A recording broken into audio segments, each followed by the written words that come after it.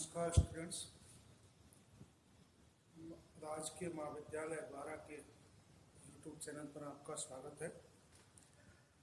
आज हम शुरू कर रहे हैं इलेक्ट्रोमैग्नेटिज्म, विद्युत चुंबकीय या इलेक्ट्रोमैग्नेटिक थ्योरी, विद्युत चुंबकीय सिद्धांत। इसमें पहला जो टॉपिक है वो है scalar and vector field. Field का मतलब ये है कि किसी स्पेस में मान लीजिए कोई राशि है, भौतिक राशि है, और उसका ये कोई स्थान है। इस स्थान में जैसे जैसे स्थान परिवर्तन होगा, क्या होगा? स्थान परिवर्तन होगा तो उस भौतिक राशि के मान में भी क्या आता है? परिवर्तन आता है। और उसी परिवर्तन को यदि हम एक फंक्शन के रूप में लिखें, एक फलन के रूप में लिखें, और वो फलन किसका होगा? इस कोऑर्डिनेट्स के अनुसार होगा। और ये जो सर्किल है ये भौतिक राशि ए का स्थान है। तो इस भौतिक राशि में स्थान परिवर्तन के कारण जो परिवर्तन आता है उसको एक फलन के रूप में लिखने को ही हम उस राशि का, भौतिक राशि का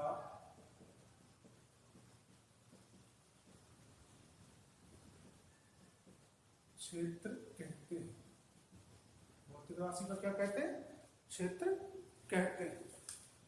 अब इस फलन को हम कोऑर्डिनेट्स में भी शो कर सकते हैं। यदि ये टाइम पे डिपेंड है तो उसमें टाइम भी लगा सकते हैं। यदि टाइम इंडिपेंडेंट है तो टाइम की आवश्यकता नहीं है। अब आगे हम जानते हैं कि भौतिक राशि दो प्रकार की होती है। नंबर एक, अदिश राशि, जिसमें क्या होता है? केवल परिणाम होता है, परिमाण। दूसरी सदिश राशि,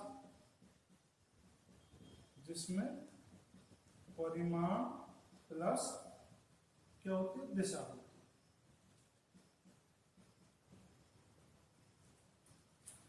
ठीक है। अब यदि ये राशि कैसी है?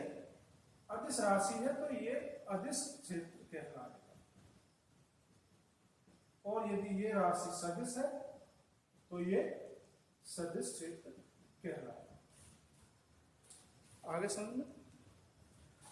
यानी कि ऐसी राशि, अदिश राशि के परिवर्तन को एक फंक्शन के रूप में लिखने पर जो फलन हमें प्राप्त होता है, वो फंक्शन हमें प्राप्त होता है, उसे ही हम अदिश क्षेत्र कहते हैं। इसी प्रकार सदिश क्षेत्र में मान के साथ साथ किसमें परिवर्तन आएगा? दिशा में परिवर्तन आएगा। तो अब हमारा अगला टॉपिक है अदिश क्षेत्र।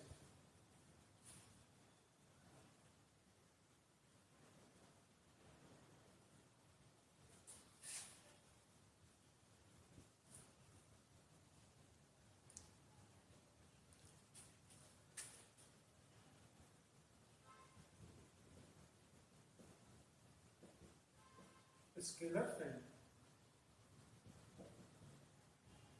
स्केलर फील्ड को हम कहें किसी अदिश राशि का मान या अदिश राशि का क्षेत्र जो उसके निर्देशांकों पर निर्भर करता है। कौन से?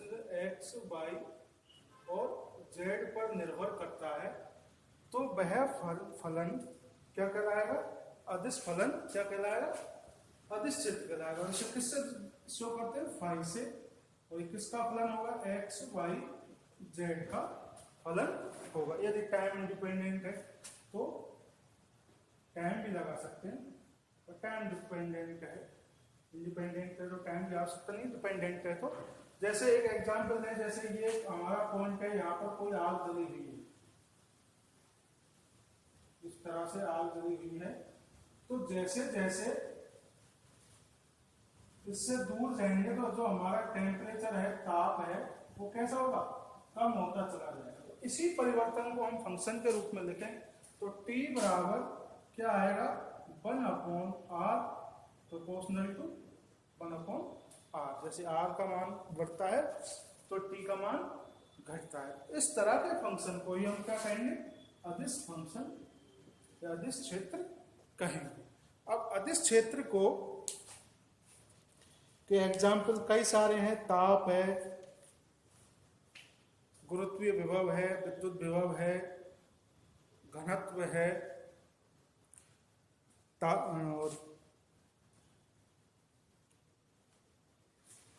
और कई प्रकार के हैं। अब अदिश क्षेत्र को हम जब किसी डायग्राम में दर्शाते हैं तो उसको दर्शाने के लिए हम सिर्फ अदिश तल का उपयोग करते हैं, इस तरीके से। इस तल का मतलब ये है कि ये φ1 है, ये φ2 है। तो φ1 पर अदिश राशि का मान कैसा प्राप्त होता है, समान प्राप्त होता है।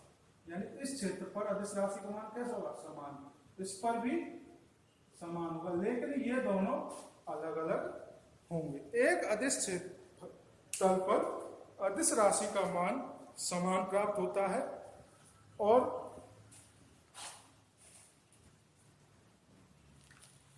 इस पर अदिश राशि कैसी होती है, एकल मानी होती है, सिंगल वैल्यू। यहां भी एकल मानी।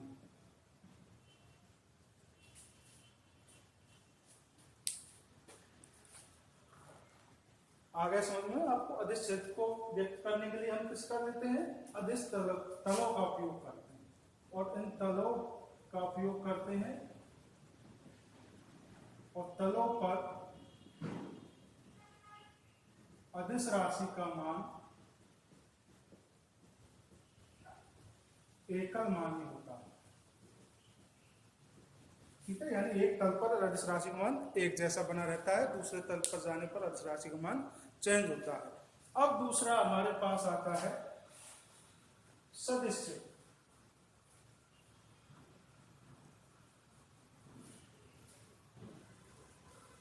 अगला जो टॉपिक है हमारा कैसा, कौन सा, सदिश क्षेत्र। छोटी छोटी परिभाषाएं हैं, इनको आप याद कर लीजिए,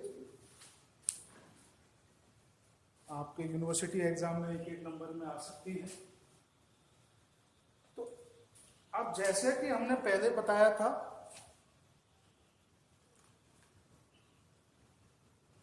कि अदिश किसी क्षेत्र में यदि अदिश राशि में परिवर्तन, एक क्षण बिंदु के परिवर्तन पर, जैसे एक पॉइंट हम यहां देख रहे हैं, दूसरा पॉइंट यहां देख रहे हैं, तो यहां से यहां तक जाने में,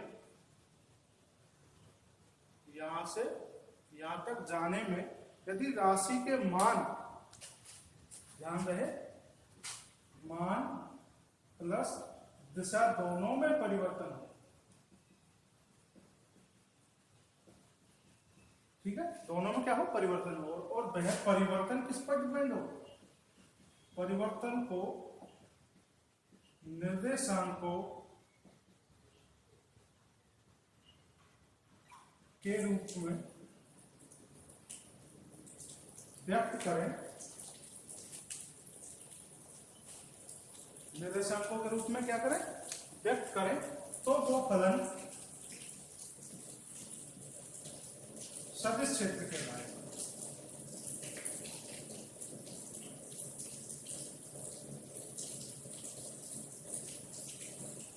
ठीक है, मान लीजिए ये ए वेक्टर है, तो इसमें होने वाले चेंज ऑफ रेट को एक्स वाई जेड के रूप में व्यक्त करें तो ये वाला फलन कैसा कहलाएगा, सदिश क्षेत्र कहलाएगा। अब इसको हम अदिश क्षेत्र को तलों के रूप में व्यक्त करते थे, लेकिन इसको हम कैसे व्यक्त करते हैं, बल रेखाओं के रूप में व्यक्त करते हैं। ठीक है। और इसकी दिशा हर जगह जैसे बल रेखा पर स्पर्श रेखा की दिशा में होती है। आगे समझो, जैसे ये कोई बल रेखा है तो यहाँ पर सदिश क्षेत्र की दिशा कैसी होगी, इस पर स्पर्श रेखा जो होगी, यहाँ पर इस पर स्पर्श रेखा जो होगी, यहाँ पर इस पर स्पर्श रेखा, यहाँ पर इस पर स्पर्श रेखा होगी। तो सदिश क्षेत्र को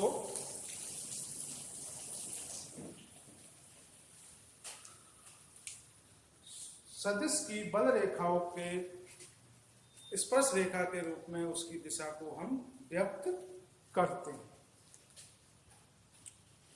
और इसके कई उदाहरण है। चुंबकीय क्षेत्र की तीव्रता, विद्युत क्षेत्र की तीव्रता, गुरुत्वीय क्षेत्र की तीव्रता, इस तरह से इसके कई उदाहरण हैं। ठीक है, तो इसको किसके रूप में व्यक्त करते हैं, सदिश की बल रेखाओं के रूप में व्यक्त करते हैं। अब हम इसकी डायरेक्शन देखें।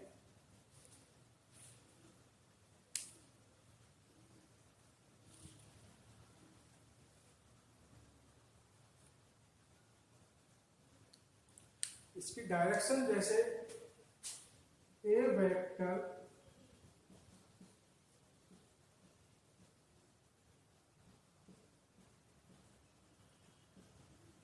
जो यहाँ पर एन वेक्टर है वो सदिश तल के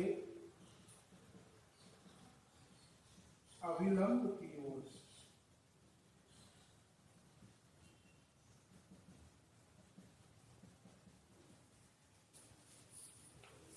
ठीक है। अब यहां से आपको दोनों में समझ में आ गया अदिश क्षेत्र क्या होता है और सदिश क्षेत्र क्या होता है। अगला जो हमारा टॉपिक है वो है अदिश क्षेत्र की प्रवणता, ग्रेडियंट्स ऑफ अदिश vector scalar, gradient of scalar. तो अगला टॉपिक है हमारा, छोटी छोटी परिभाषाएं हैं, इनको आप अदिश की प्रवणता। अभी हमने थोड़ी देर पहले पढ़ा कि हम अदिश को तलों के रूप में व्यक्त करते हैं। जैसे एक तल ये हमारा ये रहा, दूसरा तल हमारा ये रहा। अब हम मान लीजिए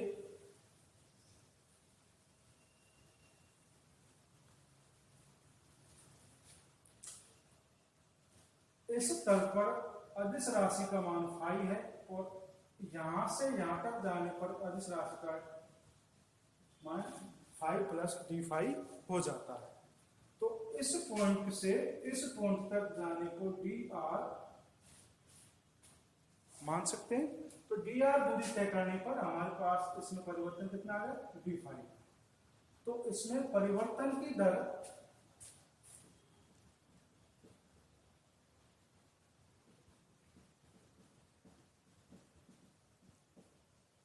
क्या होगी, d phi upon d r. ठीक है। अब हम यहां से देखें कि इसकी लंबवत दूरी कौन सी होगी, ये इसकी लंबवत दूरी होगी जिसे हम क्या कहेंगे, डी एंगल, और ये एंगल कितना होगा, थीटा होगा। तो यहां से यहां तक की सीधी दूरी डी एन कितनी होगी, ये थीटा है। तो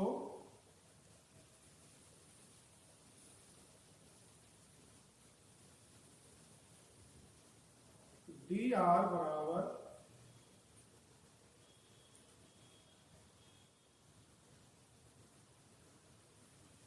डी एन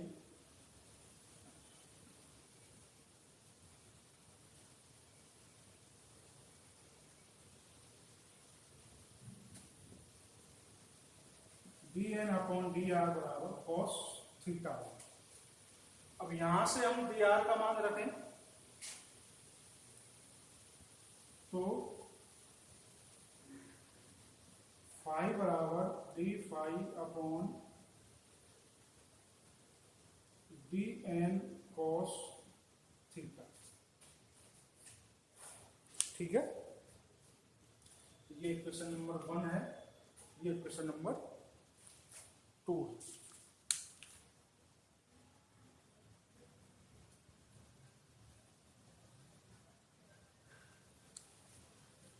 तो ये d phi upon d r है। अब d phi upon d r का मैक्सिमम मान कितना हो सकता है? D phi upon d r का मैक्सिमम मान कितना होगा? D phi upon d n जब कब होगा? जब कॉस थीटा बराबर 1। तो कॉस थीटा बराबर 1 यानी कि थीटा बराबर कितना हो? 0 डिग्री। यानी कि ये बिल्कुल एक दूसरे के ऊपर संपाती हो, कोलिनियर हो। तो अधिकतम परिवर्तन की दर कौन सी आएगी? इस तल के अभिलंब की ओर आएगी। ठीक है,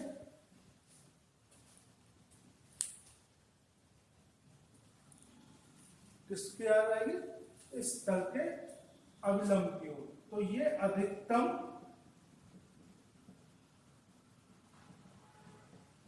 परिवर्तन की दर को ही अदिश क्षेत्र की प्रवणता कहते हैं। यानी अदिश क्षेत्र में दूरी के साथ अधिकतम परिवर्तन की दर को हम क्या कहते हैं? अदिश क्षेत्र की प्रवणता कहते हैं। ये देखिए जरा, आप यहां से इधर जाओगे तो हमें अधिक दूरी तय करनी पड़ेगी। तो ये वैल्यू कितनी आएगी? अधिक दूरी, ये इसका मान अधिक होगा तो ये टोटल वैल्यू कितनी आएगी? कम आएगी। तो इसका मान हम ये देखें कि इसका मान सबसे कम होना चाहिए। किसका मान सबसे कम? किसका मान होना चाहिए? डी आर का मान सबसे कम। और डी आर का सबसे कम मान कौन सा होगा? दो तलों के बीच की दूरी, सीधी दूरी। और सीधी दूरी को हमने क्या माना था? D n. ठीक है, तो डी एन माना था।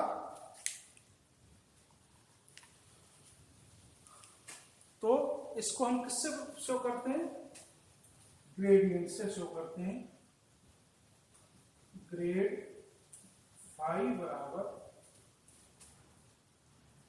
D phi upon d n, और इसको हम शो कर सकते हैं फाई बराबर डी फाई अपॉन डी। ठीक है, तो ये हमारा अदिश की प्रवणता निकालने का फॉर्मूला है। अब हम इसको निर्देशांकों के रूप में लिखें।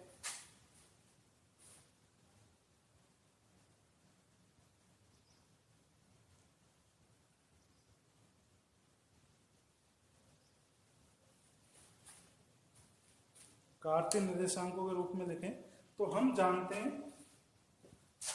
कि डेल फाई बराबर iota del X J cap del upon del Y plus K cap del upon del Z होता है। ठीक है, अब इसको हम इस फॉर्मूले में रखें तो grad del phi is equal to iota del x del phi plus j cap del upon del phi iota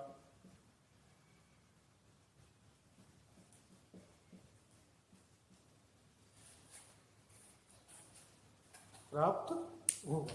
तो ये इसका 3 डायमेंशन त्रिविमीय निर्देशांक के रूप में ग्रेडियंट का मान है। तो हमें यह ध्यान रखना है कि किसी भी अदिश की प्रवणता का मान सदिश के रूप में आता है।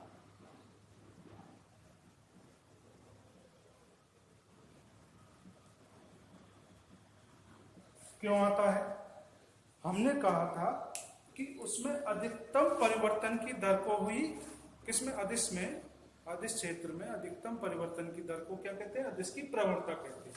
और अदिश की परिवर्तन, अदिश में अधिकतम परिवर्तन कुछ एक निश्चित डायरेक्शन में ही आता है, और वो डायरेक्शन कौन सी होती है, उस अदिश तल के अभिलंब की ओर, ठीक है ना।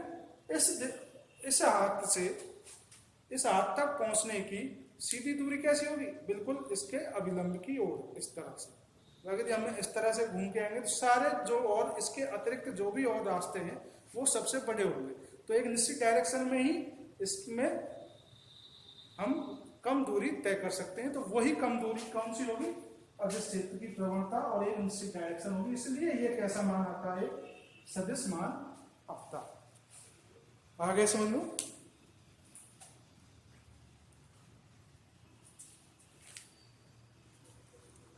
अगला हमारा टॉपिक है